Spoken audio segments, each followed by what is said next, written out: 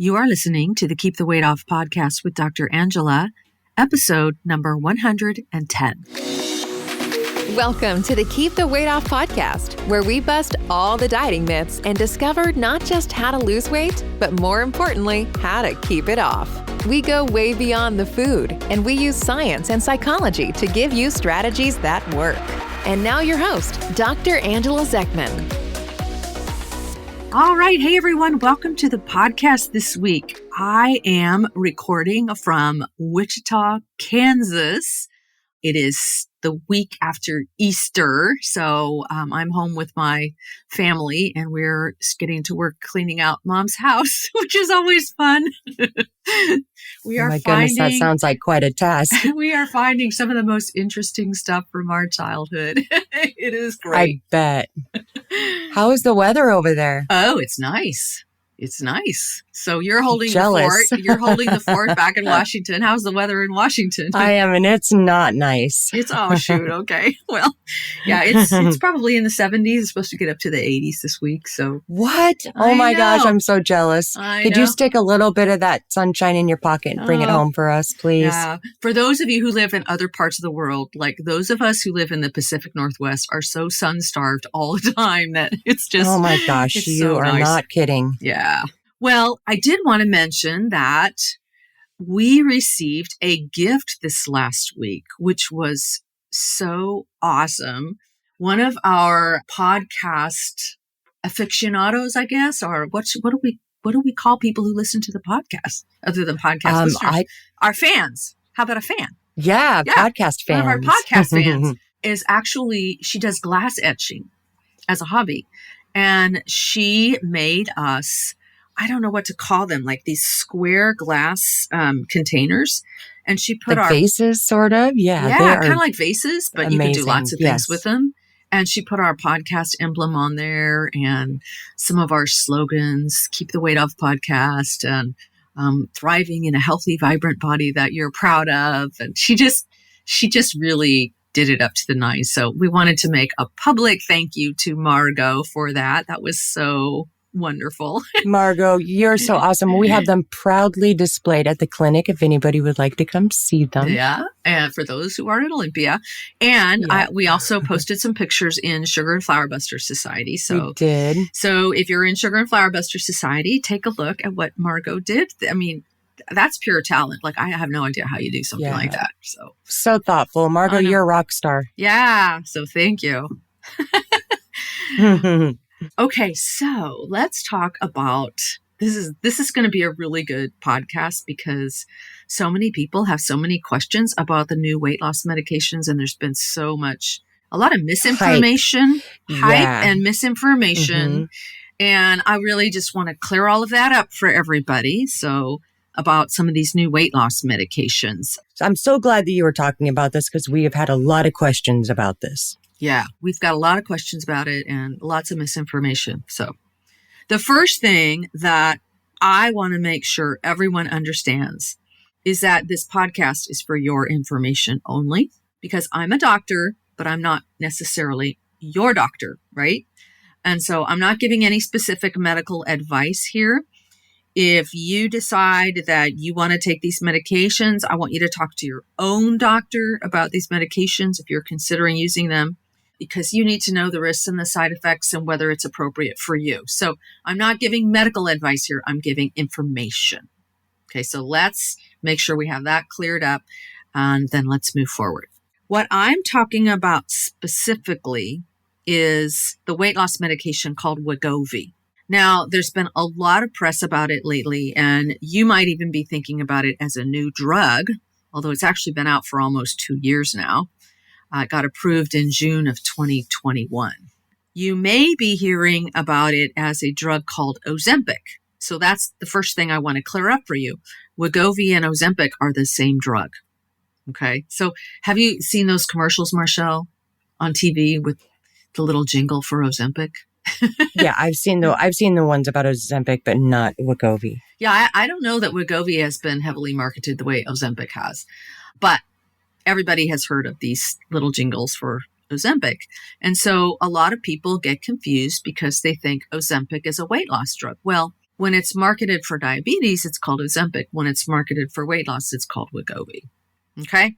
So just want you to know it's actually the same drug, and the drug is called semaglutide or semaglutide, depending on whether you say potato or potato or tomato or tomato. It's just right. Semaglutide, SEMAGLUTIDE. Okay? So that is the name of the drug. Semaglutide is an injectable medication. So that means it's a shot. A lot of people automatically think, oh, you mean I have to come into the clinic every week to get a shot? No, you give the shot yourself. It's a little bit like an EpiPen, if you're familiar with them, where you just give yourself the shot. A lot of people freak out about the idea of shots because they're like, I don't want to do injections. These are not the same kinds of injections like when you get a flu shot or something. These are little teeny tiny, very fine needles. You can hardly even feel them. And the nice thing is that it's only once a week. A lot of people like this idea because it means you don't have to remember to take pills every day, which is nice. But there is also a pill form of semaglutide called Rybelsus. And that is a daily pill. And that's used to treat diabetes, but we sometimes use that off-label to treat obesity as well. So just so you know, the drug semaglutide has 3 forms. The first form is Ozempic, which is for diabetes. The second form is Wegovy, which is for obesity. And the third form is a pill form called Rybelsus, which is a daily pill. Okay? So does that make sense, Marchelle? Yeah. That cleared up definitely. The confusion? Okay. So this is a class of drugs called a GLP-1 agonist. What the heck does that mean? GLP-1 is a hormone that is secreted in your digestive system when it senses there's food in your stomach. Now, I just want you to think just for a moment about the biochemistry of the body. Your body is brilliant. Your body is absolutely brilliant. How does your brain know that there's food in your stomach? Well, there are hormones that come from your stomach and intestines, and they go to the brain and they tell the brain, hey, you know what? This turkey is just eaten. Like, we don't need to eat anymore. We're done. We're done with food for a while. And so that's what GLP-1 does. And GLP-1 is one hormone that does that, just gets the body prepared to digest food. So it's telling the brain, you've eaten. It's telling your stomach, hey, there's food here. You need to slow down so that we can absorb the nutrients from the food. And so what people report when they're on this medication is that they feel fuller longer with less food. And that's what causes the weight loss. So most people who struggle with obesity never get that I'm full feeling. The brain doesn't tell them to stop when their body's had enough food. So that's one of the hormonal derangements in the disease of obesity. And that's another thing I really want to point out is that these medications just really help us to understand how dysregulated, meaning it's not regulating properly, that system is between the gut and the brain. And this is why people struggle so much with food. So when people are on these medications, what happens is all of this food chatter. So the brain doesn't know that you've eaten when you have obesity. And so there's constant thinking about food. There's a lot of food chatter, like what's my next meal going to be? Either that or another common pattern is you don't think about food at all day. And then suddenly 2 or 3 in the afternoon hits and then you start thinking about food. And then you can't stop thinking about food till it's time to go to sleep. So what people report on these medications is that all that chatter just kind of goes away. And it frees up the brain to think about other things. So that's awesome, right? So it's just one of the really nice effects. It's like, okay, I don't have to worry about whether I've eaten or not, or whether I'm thinking about food or not. And a lot of times people just need to make sure that they're eating more regularly because they're not getting any signals to eat anymore. So, okay, does that make sense? Yeah, I was just going to add too, if anybody wanted to know what GLP-1 stood for, it is a glycagon-like peptide 1, just in case anybody was wondering. Yeah. Glycagon-like peptide 1. Yes, GLP-1. Just wanted to throw that in there. Thank you. So just so you're fully informed, there's another weight loss drug in that same class of GLP-1 agonists, and it's called Saxenda. So that one was approved for weight loss in 2014, so almost 10 years ago. When it's prescribed for diabetes, it's called Victoza. So Saxenda is also a shot, but you have to do daily injections with Saxenda. So you can imagine that when Wegovy got approved with just once a week injections, people were really pleased about that. Okay. So Ozempic, semaglutide, was initially launched in 2018 as a treatment for diabetes. Wegovy was approved and launched in June 2021. So Wegovy was quickly hailed as a huge step forward in obesity treatment because here were some of the results. After 2 years of treatment in the clinical trials, more than half of the people achieved 15% weight loss, and many achieved a lot more than that. 36% of people taking Wegovy achieved over 20% weight loss. Okay.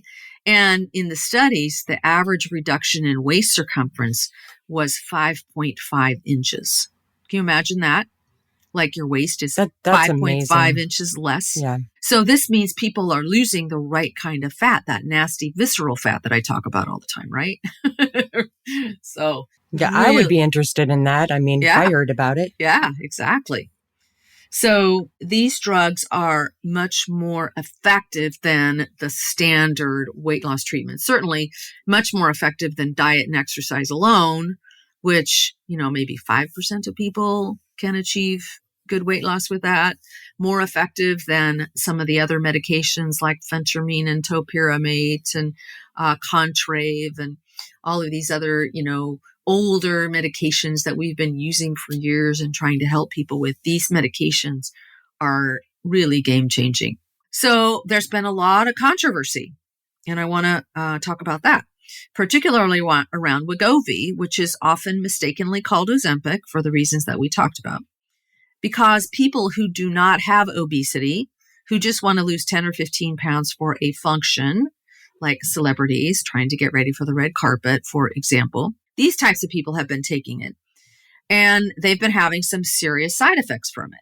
So there's been a lot of misinformation and fear-mongering. So, for example, Jillian Michaels recently had some very stern warnings on the media about using Ozempic for weight loss. And she talked about the side effects like nausea and diarrhea, and she really scared people about concerns like thyroid cancer and pancreatitis. And she talked about how people might lose muscle mass, and she advocated that people just move more and eat less, and that would solve all their problems. And I was just like, yeah. Well, we all know that's how well that what a lot works, of right? primary care providers tell patients, and then they end up in our clinic. Yeah, I mean, it's just so. Yes, you can do a lot with nutrition, but eating less and moving more. Again, there's so much more to it. There's hormonal changes that have happened in the body, and obesity is a chronic, progressive, relapsing disease. So apparently, Jillian Michaels does not know that. I also read that Bethany Frankel, who's the founder of Skinny Girl. Have you heard of Skinny Girl? Yeah, I have. It's like the fad drinks and all that kind of stuff. Yeah. So she spoke out against Ozempic as well. But when I looked deeper into what she actually said, here's what she said. If someone is struggling with obesity and working with a doctor, that is one thing. But thin, rich, country club, cul-de-sac Americans buying this online and at Mexican pharmacies is another thing. And so in this case, I have to agree with Bethany Frankel.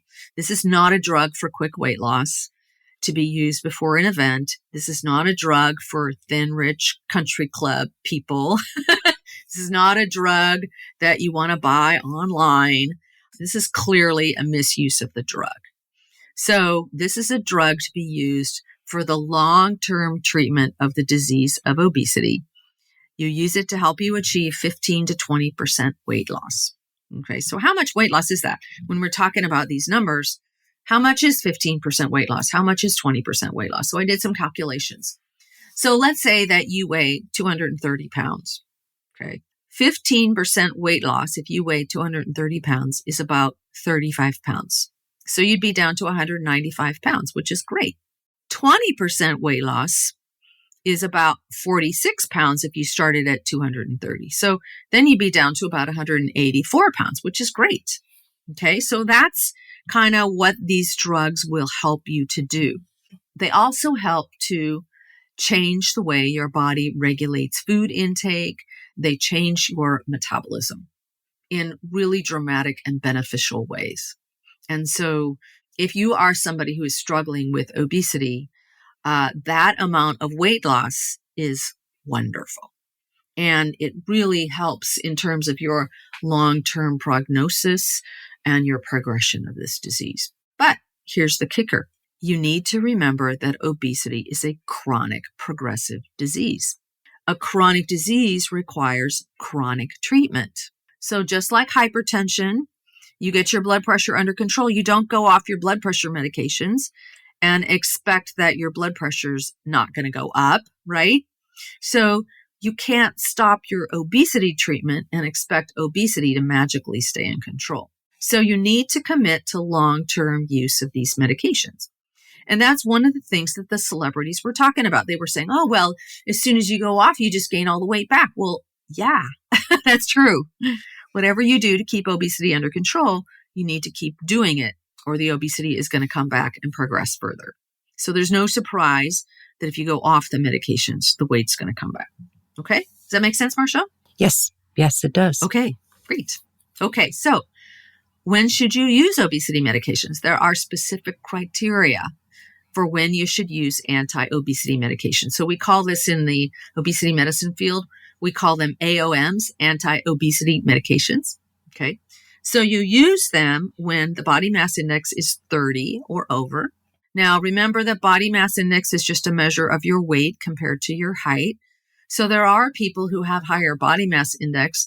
They've got lots of muscle mass and they've got heavier bones. And so their body mass index might be high and they don't really suffer from obesity. But if you're somebody who's suffering with obesity and your BMI is 30 or above, that qualifies you to be able to use these medications. Or if your body mass index is 27 and you have complications, for example, you have fatty liver disease, or you have sleep apnea, or you have hypertension, or you have prediabetes.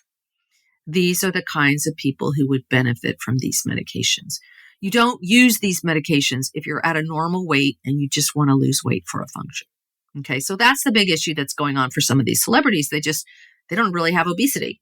They just want to be skinny. So that would be inappropriate. Okay, so have I made that abundantly clear?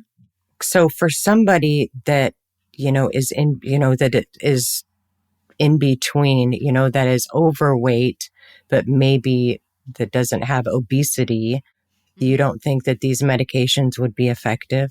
So for someone who's overweight, where their body mass index is 27 and they have complications like insulin resistance or prediabetes, then these medications would be approved for use. Now, okay. There are people who have obesity who have a lower body mass index too. And so this is why you want to go see an obesity medicine specialist who can look at your lab work and find out, if let's say that your body mass index is 24.7 and you don't really meet the body mass index criteria for obesity, but you have all of these other indicators. You have visceral fat, you have an elevated waist circumference, you have other indicators of obesity, then that obesity medicine specialist might be able to go to bat for you with a prior authorization and get that medication covered for you. So that's why it's important to see a specialist. Okay. Right. It's a really good question. Because we've seen many patients, I think, that fall in that category. That is this medication has been really effective. Yeah. For like getting the blood sugars under much better control. Definitely. They're not celebrities, dieting for an event. Right. But I think they sort of fall in between, that BMI of 27 and, over 30, maybe not all of, don't meet all that criteria, but I think these medications have been really effective. And Mm-hmm. like you said, you should see a specialist if you're sort of asking yourself, wait a minute, would this medication be effective for me? I don't have a lot of complications, and I sort of fall in between, that BMI and, Mm-hmm. I'm overweight, but, I don't feel like I have obesity. So if you're listening to this and you feel like you're not really sure, like where Mm-hmm. you land, it Mm-hmm. would be a good idea to see a specialist. Mm-hmm. Maybe Yeah. your primary care might not even know this information, but see a Right. specialist and you can Mm-hmm. find out what, if this medication would be effective for you. Yeah. All right. So these drugs, the GLP-1s, are highly effective. But like all medications, they do come with some risks and some side effects. So I wanted to talk about that. They can sometimes cause nausea or bloating and diarrhea or constipation. So it's important to start at the lowest dose and advance very gradually to the therapeutic dose over a 5-month period of time. Again, this is why we say not for quick weight loss. Okay. So the starting dose of Wegovy is 0.25 milligrams per week. And then you advance gradually month after month. And the therapeutic dose is 2.4 milligrams per week. So it takes a little while to get up to that therapeutic dose. And sometimes people will hang out at, say, like the 1 milligram dose for a few months before advancing. Sometimes people are what we call hyper responders, and they don't need to advance to the full dose. So that's why it's so important to have an obesity medicine specialist on your side. And, you don't just be getting this stuff online and doing all kinds of crazy stuff. You need to have somebody that knows what they're doing. The other thing that I always require for people taking these medications is monthly body composition testing. Remember that weight loss does not equal fat loss. And there's a very real concern that you can lose lean muscle mass. And we always want to avoid that. So if someone is not eating well, and they're losing their muscle mass, we want to know about that. And we'll dial the dose back a little bit so that we can make sure that that doesn't happen. So that being said, I've been seeing a whole lot of these online programs, for Ozempic or semaglutide, and, where you can get the medication, the shot.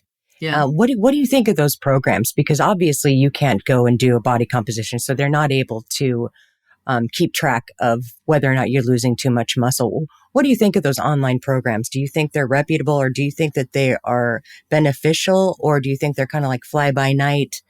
Well, if they're run by obesity medicine specialists, then you're in good hands. So hopefully the online program that, if anybody is using an online program, hopefully they're run by obesity medicine specialists and not people who don't know what they're doing. So how can you tell? I mean, how do you know? Like, how would you know if they are or not?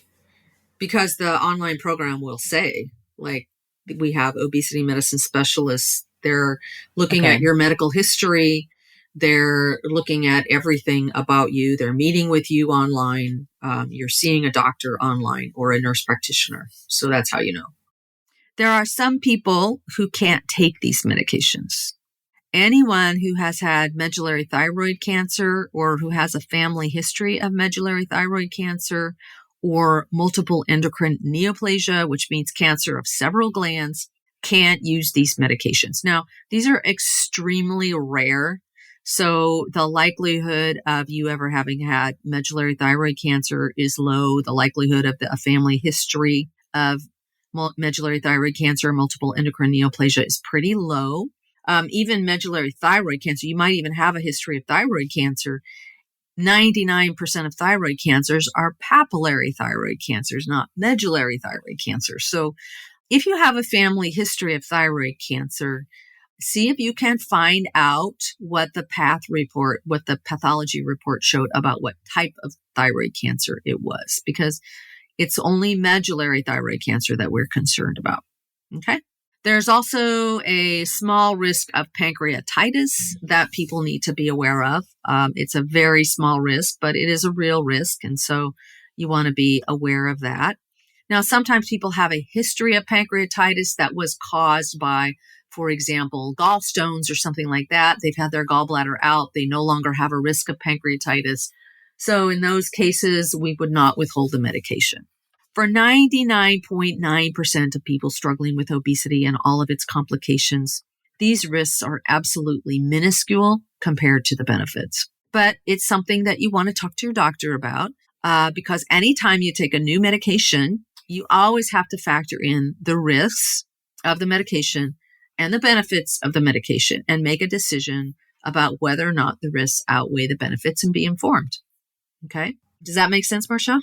Yeah, the most common side effects that we've seen in the clinic, I think, is just some mild nausea when you first take the shot, and usually subsides in the first couple days. Yeah. And so that's about it. That's all I've seen. Yeah.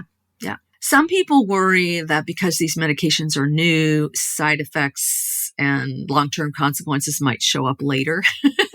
So the truth is that these medications are not new. The first GLP-1 agonist was called exenatide or Byetta. You remember that one, Marchelle? We've heard of that one before. No, I actually haven't heard of that one. Oh, yeah. Byetta's been around since 2005. So it's a diabetes medication. So that's almost 18 years ago. So Byetta, Bydurion is a extended release form of Byetta. So we've got a long history of using this class of medication. So they're definitely not new. So you would think that if this class of medications was associated with any serious long-term side effects, we would have figured that out in 18 years. There's another thing that I want all of our podcast listeners to know. There are many clinics these days that are offering compounded semaglutide. And we have had people calling our office asking us if we offer compounded semaglutide. And this is a way that what they're advertising is, because Wegovy is expensive, like $1,300 a month cash pay, which celebrities can afford, but the rest of us can't. People have figured out what the chemical structure of the molecule is, and they're manufacturing it in places other than they should be, and then they're offering it in compounded pharmacies. First thing, sometimes they say, okay, we have compounded semaglutide, and they'll offer it in combinations with other vitamins that are supposed to help with weight loss, like chromium or B12 or other substances like that. The first thing I want you to know is that semaglutide is a patented molecule, which means that anybody who is making it in the United States is doing it illegally. So that's the first thing I want you to know. There may be other countries where the patent laws don't apply, but these people are making it without the clear safety regulations, and they're not making it appropriately. So it's only approved for use in the United States if it is produced by the drug company Novo Nordisk in the right concentration so that you can advance the dose correctly and avoid side effects. So anyone besides Novo Nordisk who's producing semaglutide is doing it illegally. You have no way of knowing what the concentration is in the shots you're getting from a compounding pharmacy. And our group of obesity medicine specialists has written a position paper on compounded semaglutide, indicating that we will not prescribe or encourage the use of compounded semaglutide because it has not undergone the rigorous safety and purity testing by the Food and Drug Administration, and it could cause harm to patients. So feel very strongly about that. It has really become a craziness going on because people want this drug, but it's so expensive and if insurance doesn't cover it, it can be kind of hard to get. So this compounded idea seems to be like a really good option. And I just want you to know you could be risking a lot to do that. Does that make sense? Yeah, that's what I was trying to get at when I asked about the pop-up, online semaglutide. I've been seeing it all over Facebook. And I think that, you just got to be really careful with, who you trust. With these, the pop-up, get your shots of semaglutide all over the place, because you don't know who is reputable and who is not. So just be careful when it seems too good to be true. Yeah, probably is. So exactly. Yeah, there are some online weight loss programs that are run by obesity medicine physicians that are perfectly legitimate. Yes, and they're prescribing it, and they're going through the whole process to get the medications approved for you. And but anybody who is trying to sell you compounded semaglutide, Yes. it's inappropriate. It's just inappropriate. Okay. And it could be deleterious to your health. I also want all of our listeners to know that there are newer medications on the horizon for weight loss too. And this is actually a really exciting time to be an obesity medicine specialist because these medications bring so much more hope to people who are struggling. We're learning so much more all the time about how the gut and the brain work together to regulate food intake. And that's exactly what these medications are working on. So the next medication that's going to be approved for obesity, hopefully sometime this year, is called tirzepatide. So it has action not only on the GLP-1 receptor, but also on another receptor called GIP. So this one is in a class by itself with action on 2 different gut hormone receptors. And this medication is already approved for use in patients with diabetes under the name Mounjaro. So you may have heard of Mounjaro. We have been seeing dramatic results in most patients taking this medication for diabetes. It really works to aid in blood sugar control, and the weight loss, or should I say fat loss, is consistent and remarkable. So I'm super excited for it to eventually be approved for weight loss. I have no idea what it's going to be called when they do finally approve it for weight loss. So that'll be interesting. I always say, how do you name a drug? You throw a bunch of letters out, a bunch of Scrabble letters out, and you just start picking the letters to see what you can see what you can find. So yeah, it's been a really amazing medication to see progress. I mean, our patients, it's been really amazing to watch. Yeah, it's been great. So one of the real issues we have with these medications is getting insurance companies to pay for them. So if you were to just pay cash, if you were to just pay cash, it would be like $1,300 to $1,500 a month, which is out of range for most people. So you need to have insurance cover these. Some people do have good insurance that will cover anti-obesity medications, but we found that to be relatively rare. Obesity medicine specialists as a group are working hard to advocate for coverage of obesity medications by all insurances. But until that happens, many people will not be able to use these medications. And it's kind of heartbreaking to me to see how many people could really, really benefit and they're not able to get these medications.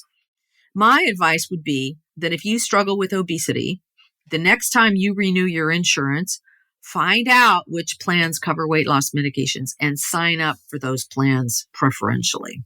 Does that make sense? Yes, and Mounjaro is only covered for people who have diabetes, not pre-diabetes. We have tried, we have fought with insurances, and I mean that they're just really, really strict on this medication. So if you don't have diabetes, you're not going to be able to get this medication, unfortunately, right now. Not right now. But hopefully soon it will be approved for weight loss. And yep, hopefully. Yep. So, but the Food and Drug Administration has their rigorous testing procedures and approval procedures, which is a good thing. And so it just takes time sometimes. So we have podcast listeners in other parts of the world. And I just want to say, I'm having a hard enough time keeping up on what's going on in the States with this stuff. I have no idea what's going on in places like, in Europe in terms of the approval for these medications and what it costs patients and all of that. So any of you podcast listeners in other parts of the world that want to get in touch with us and inform us about what's going on in your part of the world, send me an email at drangela@journeybeyondweightloss.com.